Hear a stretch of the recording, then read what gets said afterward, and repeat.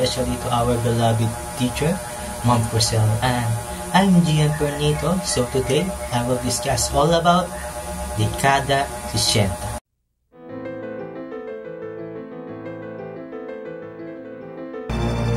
Sinuspindi na ang writ of habeas corpus. Alam niyo ba ang ibig sabihin nun?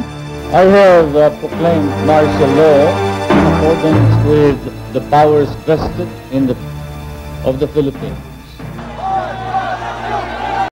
So the title of the film is Dekada 60, directed by Chito S. Ronyo.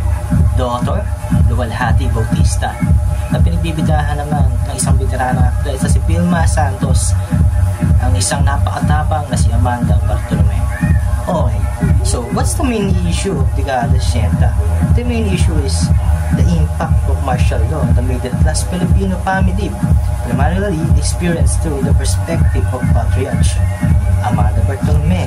The novel weaves together the personal struggle of the Bartolome family with wider political analysis of the 1970s under the dictatorship of Ferdinand Marcos Sr.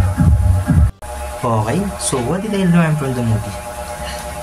Actually, it's a story that liberated me bilang anak at mamamayan.